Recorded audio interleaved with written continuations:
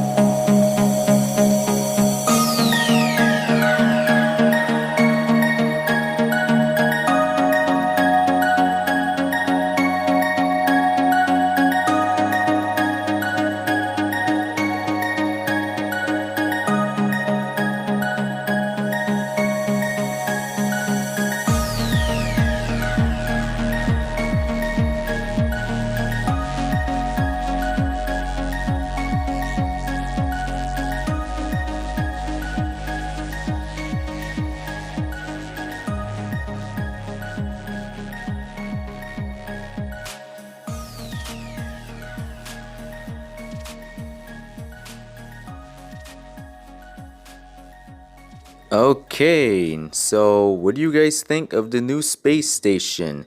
So, with the new space station in place, we are now on to the part where we have to go to the moon. So, I have the Kerbalize X mod installed on the game. So, this gave me a smaller version of the starship that SpaceX is building right now. So this is the cargo version of the Starship, the BFR, the cargo version of it. In its fairing, its cargo hold, I have a conveyor in there to go to the moon, and yes, use that to convert whatever ore is in the crater that I'm gonna land in into fuel. So one thing I definitely forgot to do was to add the drills. I did not add the miners on this thing. I named it a miner, but I did not add the drills. So this thing is just a pure conveyor, and that's all it is. So yes, guys, I definitely have to find more music. So there's definitely gonna be like some more music playing after I commentate. So I hope you guys are ready for that. So, I'm not gonna spoil anything because I did spoil stuff last time, and that was when I told you guys what was gonna happen next, and that is not what I was supposed to do. So, yeah, I'm just gonna let you guys watch the video, and yeah, everything will go well from there. And boy, do I really do love using MedJab. MedJab just makes me get things done faster instead of me have to control anything, because I mean I got a lot of stuff to do IRL. So instead of me gotta continuously control the game, I have an autopilot mod installed to help me with that. So right now I'm here setting up the maneuver to circleize the orbit for the cargo BFR, and once this thing gets in circleizes orbit, there's the payload inside the fairing. There's a glitch with this fairing though. If you have I don't know if this only happens because I'm using visual enhancements. As you guys noticed by now, I'm using visual enhancement and scatter for the sun. So give it a more realistic feeling, and I really do enjoy it. But there is a glitch with opening the fairing while this thing is in Kerbal orbit. I tested it first before I launched this. I opened the fairing while it was in orbit around Kerbin, and visual enhancements just went black. Everything just went black. There was still the night sky, the space night sky, but everything went black and the game just went absolute lag mode. So apparently I can't open the fairing around Kerbin, but around anywhere else I can open the fairing and everything will be fine. It won't be getting any lag or anything. And I really do enjoy visual enhancements though. Like, visual enhancements just makes this game feel so much more realistic. I don't have real scale solar system or anything like that because I know there's going to be a lot of delta V, but just having the graphics making the game look realistic is enough. I don't necessarily have to download the real solar system mod or anything like that. Like this, just look at those graphics, guys. Just look at Kerbin. Look at Kerbin, guys. Kerbin just looks so cool and Earth-like. Like, it has its clouds and everything, and we just separated the main booster there from the BFR cargo ship. So, and again, there's the payload. And we're gonna skip forward to when we have to deliver this thing. And now we're in orbit around the mun, and we're decoupling the a conveyor, and now it's separating itself from the BFR, cargo BFR. And then we're gonna get into the landing mode for this thing. Guys, here's the thing.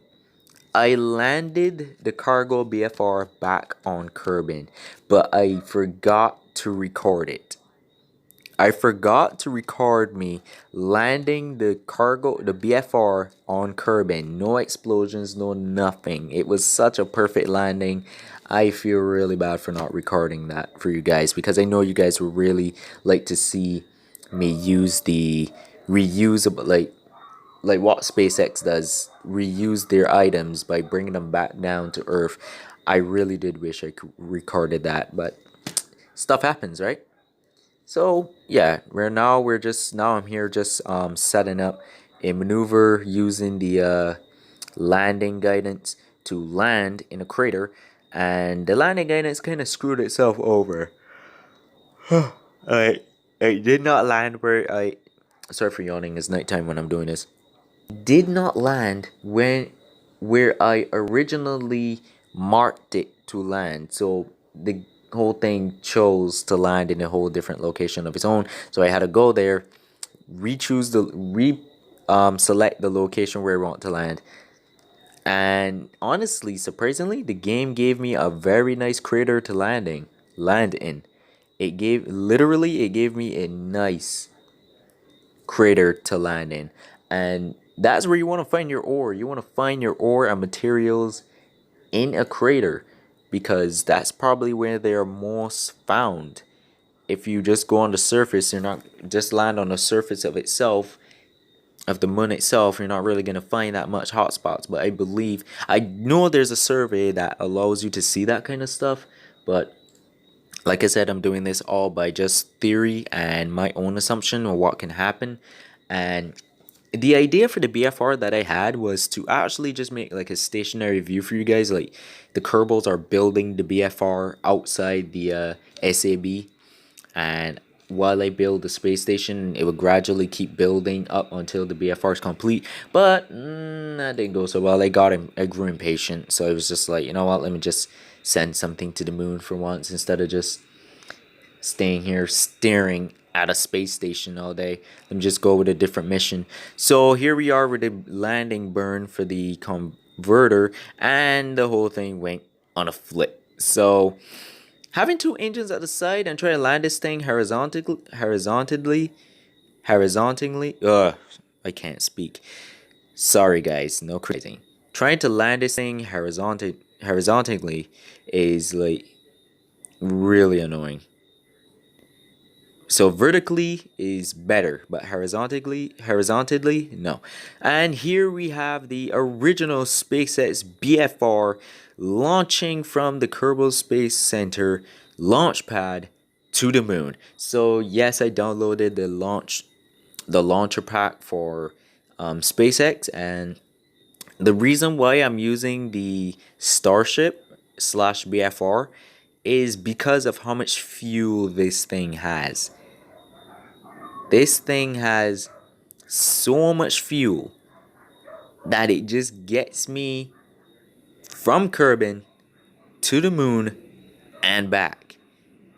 So I am really glad that I downloaded this, and I'm a big fan of SpaceX. I like my first favorite space agency was NASA, but after SpaceX came along, and I saw what SpaceX can do, realizing that NASA, the space company that I loved for a while now, isn't what SpaceX is doing. I just grew off of NASA. Like I still like NASA. I still like NASA and what they're doing, and the European Space Agency too. Those are my three favorite space agencies: NASA, European Space Agency, and SpaceX. So those three are my favorite space agencies.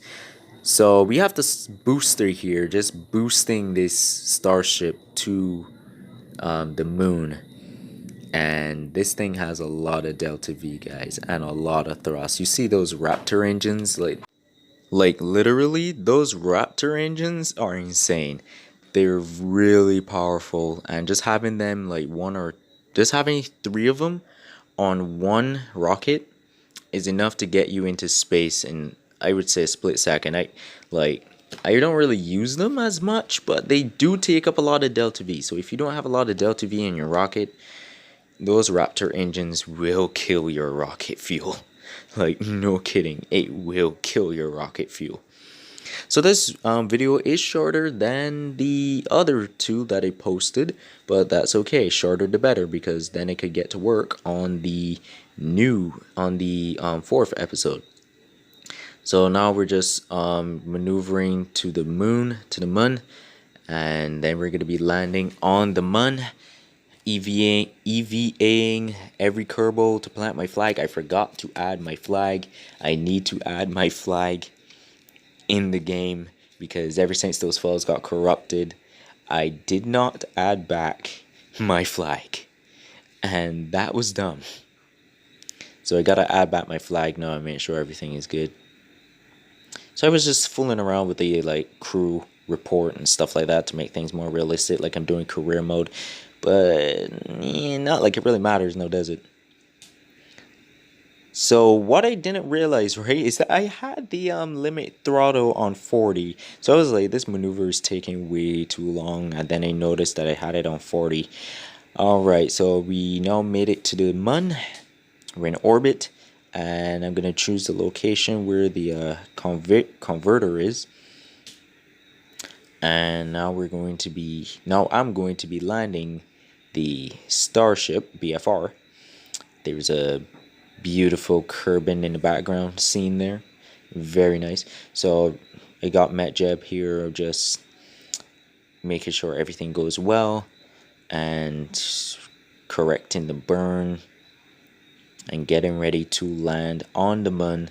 The first Kerbals to land on the moon, guys.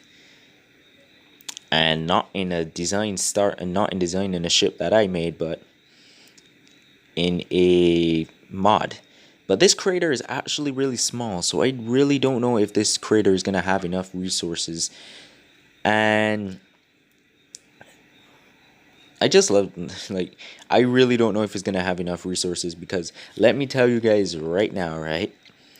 When I landed this thing, which is about to, when I landed this thing, guys, this BFR has no exit hatch. So the Kerbals are literally stuck in there. So in the next episode, I have to send a colonization mission to the moon to refuel this thing and get Jebediah, Bill, and Bob back to Kerbin.